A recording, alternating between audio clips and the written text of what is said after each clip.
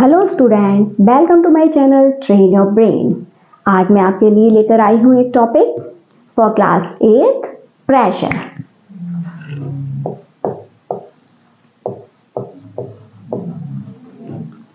For class 8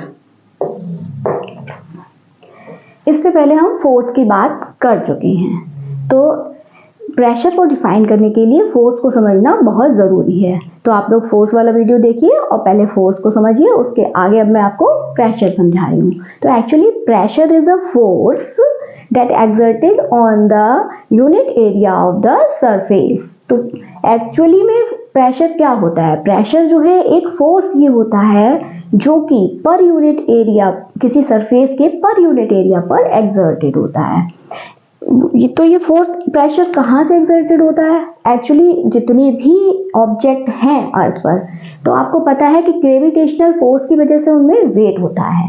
तो जिस भी ऑब्जेक्ट में वेट होगा तो वो जिस सरफेस पर खड़ा है या बैठा या रखा है, तो वो उस पर एक प्रेशर एक्सर्ट करेगा अपनी वेट की वजह से। तो इसीलिए ये जो प्रेशर है वो फोर्स से रिलेटेड है। तो फोर्स की वजह से ही प्रेशर एक्सर्टेड होता है। तो मैथमेटिकली अगर हम देखेंगे तो प्रेशर का क्या बनेगा formula? Pressure is equals to force per area. Per area अभी बताया ना मैंने, पर यूनिट एरिया पर। तो यानी फोर्स यानी जितना भी वेट है उतना ही फोर्स अप्लाई होगा, और जितना एरिया है आपके पास उस हिसाब से। तो तो इसका जो है, अगर फोर्स को हम किस में लेते हैं, वेट को हम किस में मेजर करते हैं? ग्राम में या यूनिट के हिसाब से, और एरिया को मीटर स्क्वायर या सेंटीमीटर स्क्वायर में। तो ग्राम पर सेंटीमीटर, इसकी यूनिट क्या बनेगी? ग्राम पर सेंटीमीटर स्क्वायर। और एसआई यूनिट जो है वो प्रेशर की क्या रहती है? एसआई यूनिट होती है pascal. 1 pascal is equals to 100 gram per centimetre square. इतनी बात आपको समझ में आई होगी। तो मैटर क्या होता है? आप लोग जानते हैं ना, साइंस की लैंग्वेज में मैटर किसको बोलते हैं? Everything which have mass and occupies space is called matter. तो जितने भी मैटर होते हैं वो सभी जो है वो प्रेशर एक्सर्टेड करते हैं। तो मैटर कौन कौन से होते हैं? कौन कौन सी स्टेट होती है मैटर की? Solid, liquid and gas. Solid, liquid और गैस को क्या बोलते हैं? Fluids, because they can flow. Matters those can flow are called fluid. और सॉलिड एक अलग चीज होगी। तो पहले हम सॉलिड के बारे में बात करेंगे कि सॉलिड से कैसे प्रेशर एक्सर्ट होता है, उसके बाद हम फ्लूइड्स की बात करेंगे। तो सॉलिड्स कैसे प्रेशर एक्सर्ट करते हैं किसी सरफेस पर, इसके लिए हम एक एक्टिविटी से समझेंगे इसको। मान लीजिए कि आपके पास आयरन ब्रिक्स हैं, इस तरह की आयरन ब्रिक हैं। तो इस ब्रिक का जो है वो क्या एरिया क्या है? 50 इंटू 30 सेंटीमीटर स्क्वायर। ठीक है, यानी 50 और 30, 50 बाई 30 की है ये ब्रिक, और इसका वेट है 60 kg। ठीक है, इस तरह की 6 ब्रिक्स है मान लीजिए आपके पास। तो आप क्या है, कोई प्लास्टिक स्टूल लेते हैं। ये कंडीशन तो मैं बता रही हूँ मैं किस तरह से प्रेशर एक्सर्ट होगा। तो एक कंडीशन है, इस तरह की 6 ब्रिक्स ली आपने। कितनी ली? 6 ब्रिक्स। ये आयरन की बनी हुई है। ठीक है, आयरन की बनी है और तो वेट भी है इनमें। तो ये 6 ब्रिक्स हैं। एक कंडीशन में आप पहले इसको टेबल पर कैसे अरेंज करेंगे? ये साइड वाइज ये लगी हुई इस तरह से 6 ब्रिक्स को हम इस तरह अरेंज कर लेते हैं, और दूसरी टेबल पर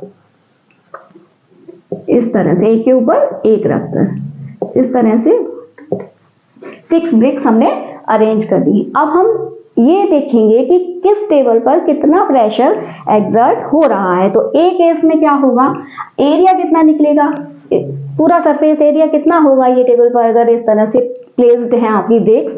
तो सरफेस एरिया यानी 6 ब्रिक्स का जो सरफेस एरिया होगा वो इतना पूरा टोटल सरफेस एरिया बनेगा। तो सरफेस एरिया आपका कैसे पता चलेगा? एक का एरिया 50 बाई 30 आपका, तो 50 बाई 30 इंटू 6, तो कितना आएगा? 1500 इंटू 6 तो ये आ गया आपका सेंटीमीटर स्क्वायर। ये टोटल सरफेस एरिया आ गया 9000 सेंटीमीटर स्क्वायर। और इसका वेट कितना रहेगा, एक ब्रिक का वेट कितना बताया मैंने, 60 kg बताया ना। तो 6 ब्रिक्स हैं तो वेट कितना रहेगा इनका, 60 इंटू 6 यानी कि 360 kg। kg को हम ग्राम में चेंज कर लेंगे तो 360,000 ये ग्राम हो गया। अब हम देखेंगे इस पर कितना प्रेशर एक्सर्टेड हो रहा है। तो pressure is equal to F upon A। तो F कितना हमारे पास 360,000 ग्राम अपॉन आपका सरफेस एरिया कितना था, यानी कि एरिया 9। तो ये कैलकुलेट करेंगे, 3 0 से 0 जाएंगे और ये 9 4 ये 40 ग्राम पर सेंटीमीटर स्क्वायर। ये इतना प्रेशर एक्सर्ट हो रहा है टेबल ए पर। अब टेबल बी में देखेंगे तो टेबल बी का सरफेस एरिया कितना निकल के आएगा आपका, जितना एक ब्रिक का आपका सरफेस एरिया है उतना, क्योंकि एक के ऊपर एक रखी हुई है तो सरफेस एरिया कितना रहेगा 50 into 30 is equals to 1500 centimetre square. और आपका यहाँ वेट कितना रहेगा, यानी वेट तो वही रहेगा, अगर ग्राम में लेंगे हम तो 360,000 ग्राम, ये इस तरह से। तो इस पर कितना प्रेशर एक्सर्टेड हो रहा है,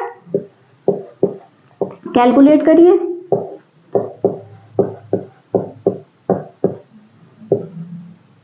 थ्री से डिवाइड करते हैं, 3 5 15, 3 1 3, 3 2 6, 0 1200 अपॉन 5 2 10 और 5 4 240 ग्राम पर सेंटीमीटर स्क्वायर। तो आपने देखा कि टेबल ए पर हो रहा है 40 ग्राम सेंटीमीटर स्क्वायर और टेबल बी पर हो रहा है 240 ग्राम per centimetre square pressure exert. तो ऐसा क्यों, क्योंकि सरफेस एरिया का डिफरेंस आ गया। वेट तो उतना ही है, लेकिन अगर सरफेस एरिया कम होगा कांटेक्ट का, किसी भी वेट का और सरफेस का, तो उस पर प्रेशर ज्यादा एक्सर्ट होगा। और अगर सरफेस एरिया ज्यादा है तो प्रेशर जो है वो कम एक्सर्ट हो रहा है। इतनी बात आपको समझ आई ना। सॉलिड्स के साथ क्या रहता है, सरफेस एरिया अगर कांटेक्ट में ज्यादा रहेगा, किसी भी वेट और सरफेस का कांटेक्ट एरिया ज्यादा है तो प्रेशर कम एक्सर्ट होगा, और सरफेस एरिया अगर कांटेक्ट का कम है तो प्रेशर ज्यादा एक्सर्ट होगा। ये सॉलिड्स के साथ चलता है। तो डेली लाइफ में भी आप इसके एग्जांपल देख सकते हैं। जैसे कुलीज हैं, वो अपने हेड पर वेट कैरी करते हैं ना, आप लोगों का बैग्स वगैरह का बड़े बड़े, तो वो क्या करते हैं कि एक कॉटन पैड बना लेते हैं, पगड़ी लगा लेते हैं, या फिर कि कॉटन के कपड़े का कुछ पैड सा रख लेते हैं सर पे, उसके ऊपर वेट रखते हैं। तो ऐसा वो क्यों करते हैं, उसकी यही रीजन है कि वो पैड रखने से एक तो सरफेस एरिया बढ़ जाता है वेट और उनके हेड, और वो जो कॉटन पैड उनके हेड और वेट के बीच में है, तो इस वजह से डायरेक्ट प्रेशर जो है उनके हेड पर नहीं पड़ता है। तो ये बात आपको इससे समझ आई ना। ऐसे ही आप डेली यूज में देखिए, आप साइकिलिंग करते हैं तो साइकिल के टायर्स क्या नैरो रहते हैं, और आपने देखा होगा बड़े बड़े व्हीकल्स जो होते हैं जैसे ट्रक है, बस है, उनके टायर्स कैसे होते हैं, ब्रॉड होते हैं। तो वो भी इसीलिए क्योंकि जो वेट ज्यादा है ना जिस व्हीकल का, तो वो ज्यादा प्रेशर एक्सर्ट करेगा रोड पर, तो इसीलिए टायर्स थोड़े से ब्रॉड रखे जाते हैं जिससे कि प्रेशर थोड़ा कम एक्सर्ट हो। और आप लोगों की साइकिल तो नैरो होती है तो उस पर प्रेशर ज्यादा होता नहीं है, तो उसके नैरो ही टायर रखे जाते हैं। इसी तरह से आपने आर्मी टैंकर्स देखे होंगे। आर्मी टैंकर्स क्या बहुत ज्यादा हैवी होते हैं क्योंकि आयरन के बने होते हैं और काफी वेटेड होते हैं। तो उनके टायर्स के नीचे आपने देखा होगा ना, एक स्टील की बेल्ट लगी होती है, उस पर चलते हैं। वो बेल्ट के साथ साथ ही टायर्स घूमते हैं। तो वो बेल्ट क्यों लगाई जाती है, वो बेल्ट भी इसीलिए लगाई जाती है जिससे कि जो है सरफेस एरिया जो है ज्यादा हो जाए रोड और टैंकर के टायर्स को कांटेक्ट का, जिससे कि प्रेशर जो है रोड पर कम एक्सर्ट हो और जो जमीन जो है उनके वेट की वजह से प्रेशराइज होकर अंदर ना धंस जाए। तो यही रीजन रहता है डेली यूज में इन सब चीजों का। तो इतना आई होप आपको समझ आया है कि सॉलिड्स का जो है वो किस तरह से प्रेशर जो है एक्सर्ट करते हैं। अब हम बात करेंगे फ्लूइड्स की। तो फ्लूइड्स में आपको पता है ना, अब ये भी बताया मैंने आपको कि फ्लूइड्स में क्या आता है आपका, लिक्विड एंड गैस। तो सबसे पहले हम लोग किसकी बात करेंगे, लिक्विड की बात करते हैं। लिक्विड में वाटर का एग्जांपल लेकर हम चलेंगे। अच्छा, ये जो फ्लूइड्स जो हैं वो प्रेशर एक्सर्ट करते हैं, वो एवरी डायरेक्शन में, upward, downward and sideways, her direction में ये प्रेशर एक्सर्ट करते हैं। तो ये जो है वो पास्कल नाम के एक साइंटिस्ट हुए हैं, फ्रेंच साइंटिस्ट पास्कल नाम के। इन्होंने ये जो है कॉन्सेप्ट हमारे बीच लाया। उन्होंने क्या प्रैक्टिकल किया कि एक रबर बॉल लिया और उसको प्रेस किया और फिर उसको वाटर में डिप कर दिया और उसको छोड़ दिया।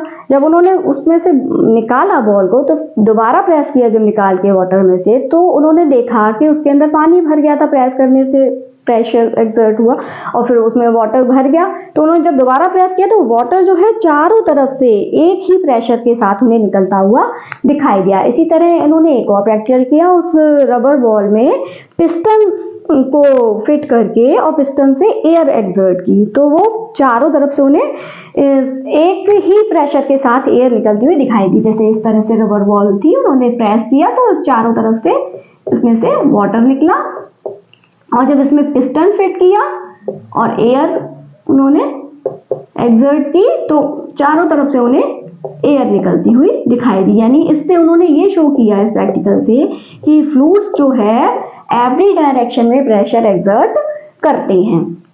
तो पहले हम लिक्विड्स की बात करेंगे। यहाँ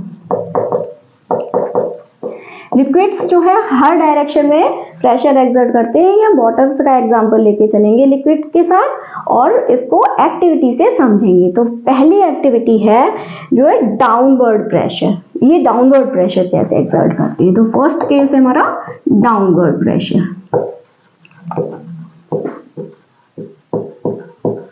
लिक्विड्स एक्सर्ट डाउनवर्ड प्रेशर।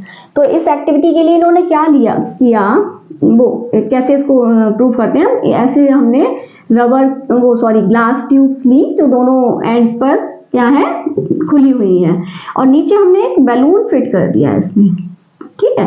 तो अब हम इसमें थोड़ा थोड़ा करके वाटर फिल करेंगे। इस लेवल तक हमने मान लीजिए वाटर फिल किया, तो हम देखेंगे कि जो बलून है, रबर बलून, वो थोड़ा सा नीचे की तरफ फूलता है, या मतलब नीचे की तरफ जाता है।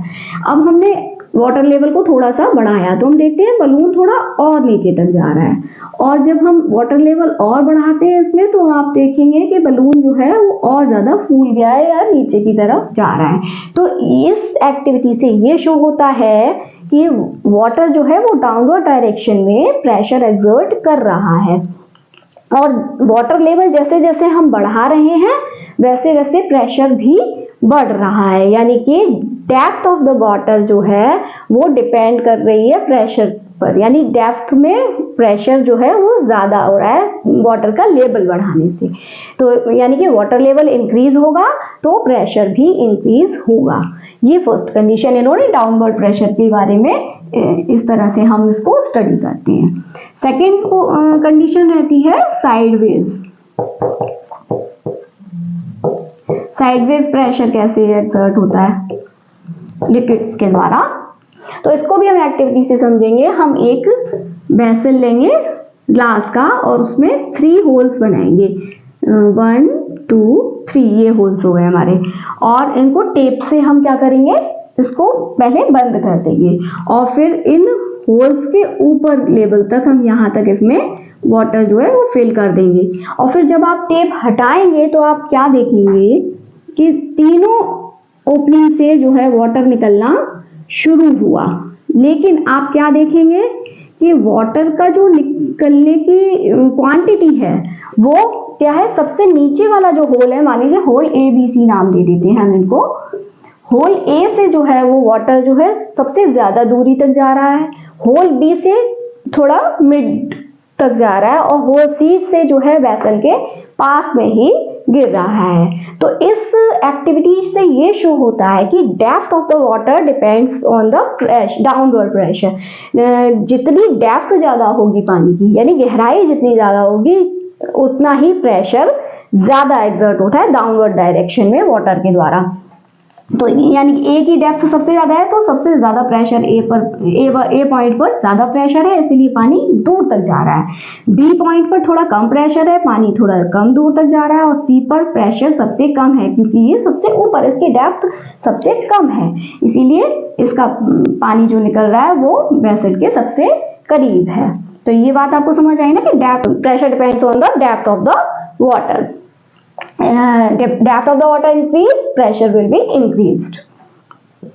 थर्ड एक और एक्टिविटी हम देखेंगे कि सेम डेप्थ पर अगर पोर्स हैं, जैसे किसी बॉटल में या किसी बेसल में आपने अगर वाटर फिल किया और सेम डेप्थ पर आपने छेद बनाए हैं, उसमें एक इस साइड मान लेते हैं, आगे साइड एक इस साइड, तो आप देखेंगे कि तीनों जगह से जो है सेम प्रेशर से पानी निकलेगा और सेम दूरी तक पानी जाएगा। तो ये जो है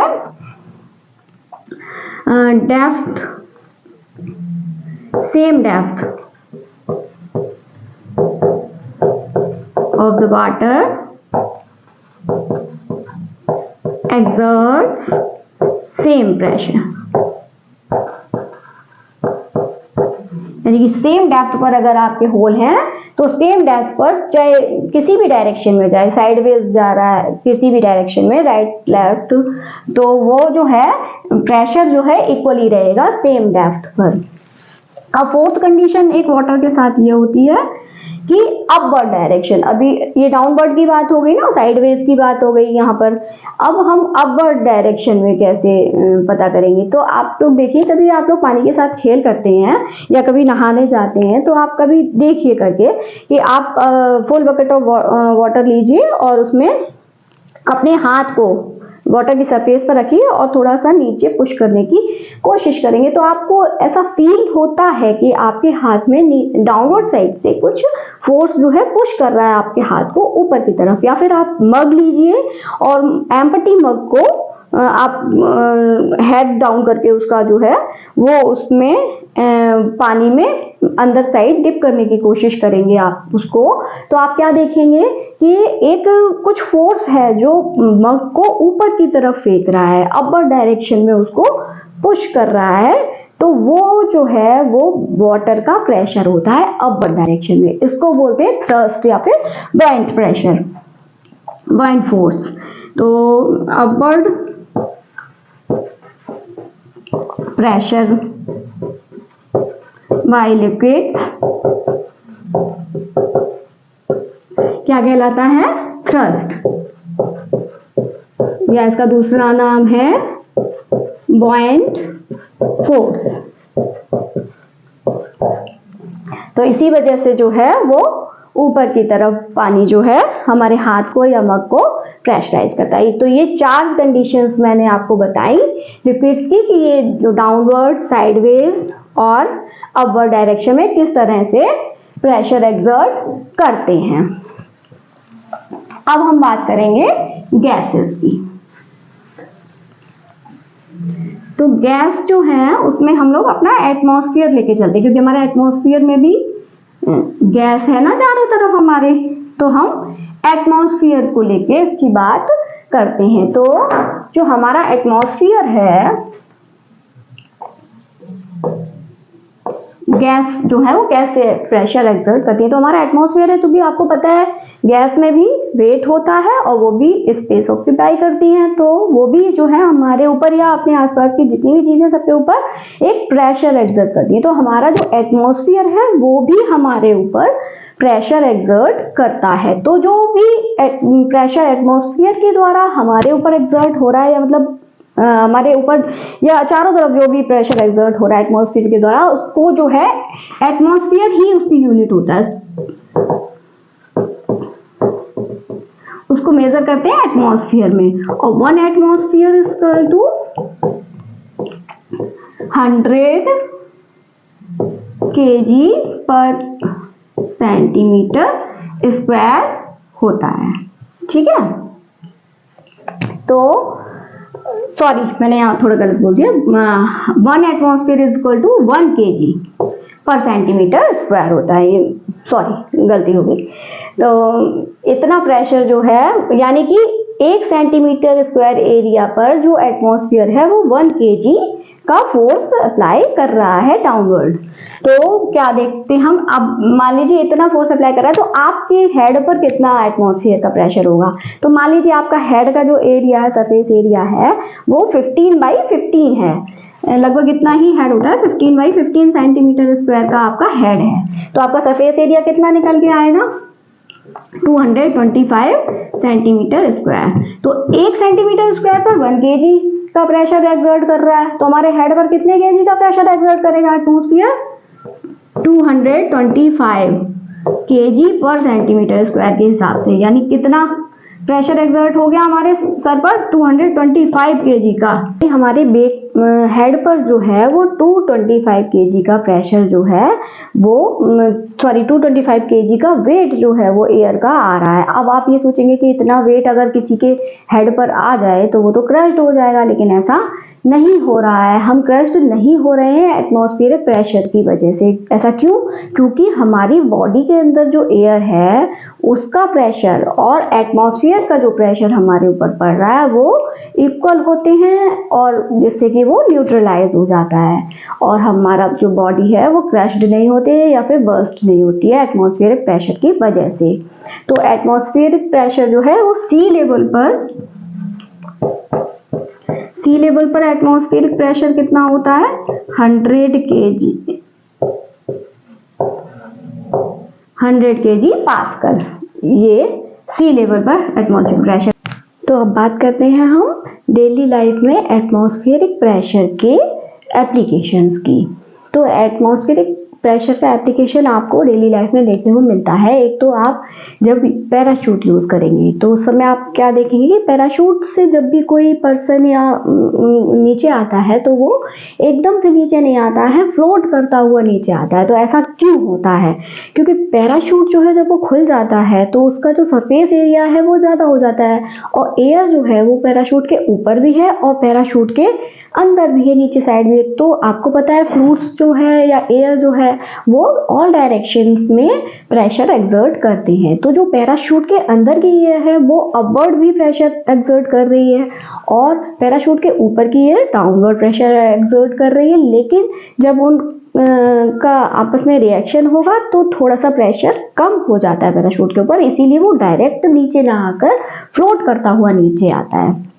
दूसरा एग्जांपल आप ले सकते हैं शक्कर कप्स का। जैसे कुछ बच्चों के मग वगैरह होते हैं ना, मिल्क मग, तो उनमें नीचे शकर्स लगे होते हैं।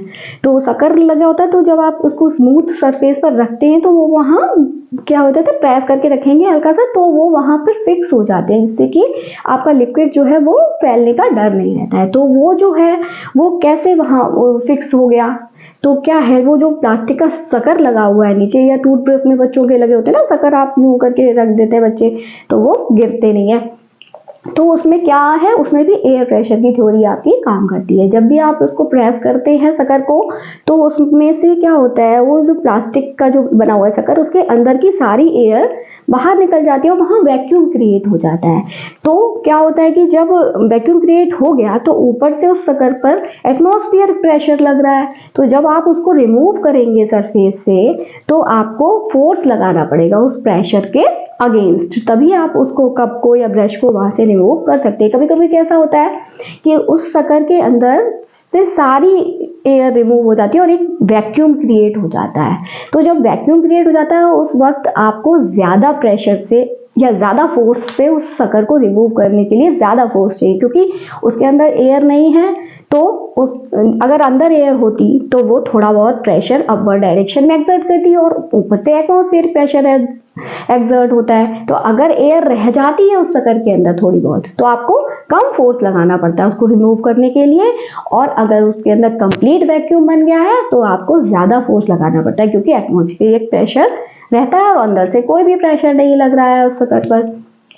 और इसमें आप स्ट्रॉ से जो लिक्विड सक करके पीते हैं वो भी एटमॉस्फेरिक प्रेशर का जो है डेली लाइफ में एक एप्लीकेशन रहता है कि जब भी आप स्ट्रॉ से सक करते हैं तो आपने क्या किया, जितनी भी एयर फिल्ड थी स्ट्रॉ में वो आपने सक कर ली, तो वहाँ पे एक वैक्यूम क्रिएट हुआ, तो वहाँ का प्रेशर लो हो गया, और जो लिक्विड है आपके ग्लास में या बॉटल मग में, उसका प्रेशर, उस पर एटमॉस्फेरिक प्रेशर ज़्यादा है, तो वो जो एटमॉस्फेरिक प्रेशर है वो ऑटोमेटिकली लिक्विड को अपवर्ड फोर्स करेगा उस प्रेशर को रिलीज करने के लिए, क्योंकि वहाँ पाइप में जो है, सॉरी स्ट्रॉ में जो है वो प्रेशर आपका कम हो गया है, क्योंकि वहाँ से सक कर लिया आपने एयर को।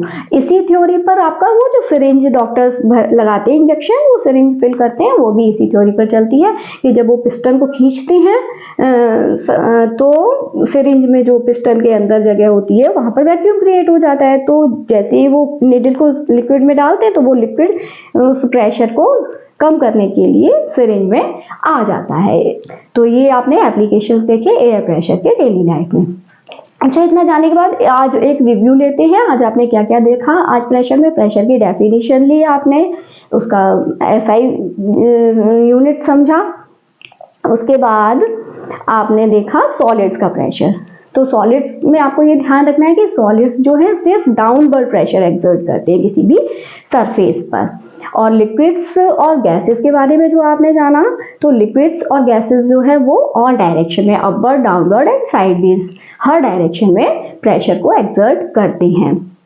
अच्छा, एक बात और यहाँ ध्यान रखने की ये है कि जब आप हाई एल्टीट्यूड पर होते हैं, when you goes high altitude, then the pressure of air is released with the is decreased with the altitude। Air pressure जो है एल्टीट्यूड अगर बढ़ेगा तो एयर प्रेशर कम होता जाएगा, क्योंकि एयर का प्रेशर जो है वो आपके जो लेवल है, जो ग्राउंड लेवल है उसके आसपास ज़्यादा होता है। अगर आप ऊंचाई पर जाएंगे तो एयर का प्रेशर कम होता जाता है। इसी के अपोजिट अगर आप वाटर में डेप्थ में जाएंगे, गहराई में जाएंगे, तो वाटर प्रेशर जो है वो डेप्थ के साथ साथ इंक्रीज होता है। तो ये दो बातें आपको ध्यान रखनी है। और एक बात, जब भी हम हाई एल्टीट्यूड पर जाते हैं, जैसे माउंटेनियर्स जो है वो माउंटेन पर जा रहे हैं, तो वो क्या करते हैं, ऑक्सीजन सिलेंडर कैरी करते हैं अपने साथ। तो ऐसा क्यों होता है, क्योंकि जो एटमॉस्फेयर में जितनी भी गैसेस हैं उनमें ऑक्सीजन जो है वो हैवीएस्ट गैस है, तो वो ऑक्सीजन जो है वो ज़्यादा कहाँ मिलेगी, हमारे ग्राउंड लेवल के आसपास ज़्यादा मिलती है। जब हाई एल्टीट्यूड पर जाते हैं तो एक तो ऑक्सीजन का लेवल कम हो जाता है वहाँ पे, तो हमें डिसईज फील होता है, तो हमें ऑक्सीजन सिलेंडर की वहाँ ज़रूरत पड़ती है। और दूसरा, जो एटमॉस्फेरिक प्रेशर है वो कम हो जाता है ऊपर जाके, तो उस वजह से भी हम लोगों को थोड़ा सा डिसीज फील होता है। तो उस डिसीज को लेवल में करने के लिए ऑक्सीजन सिलेंडर यूज करते हैं वहाँ पर माउंटेनियर्स। और ऐसे ही डाइवर्स जो हैं वो समुद्र में जाते हैं जब गोताखोर, तो वो लोग भी ऑक्सीजन सिलेंडर ले जाते हैं, क्योंकि वाटर में तो आपको चाहिए ही ऑक्सीजन सिलेंडर आपको ब्रीदिंग के लिए। तो इतना आपको आज इससे प्रेशर के बारे में आज जो कुछ भी मैंने आपको नॉलेज दिया, आपको सब समझ आया होगा। अगर आपको वीडियो अच्छा लगा है तो लाइक कीजिए, अपने फ्रेंड्स के साथ शेयर कीजिए, जिससे कि वो भी इसका फ़ायदा उठा सकें, और चैनल को सब्सक्राइब कीजिए और बेल आइकन जरूर दबाइए, जिससे आने वाले वीडियोस के नोटिफिकेशन आपको मिलते रहें। तो मिलती हूँ आपसे अगले टॉपिक के साथ, तब तक के लिए पढ़ते रहिए, क्योंकि पढ़ेगा इंडिया तभी तो बढ़ेगा इंडिया। नमस्ते।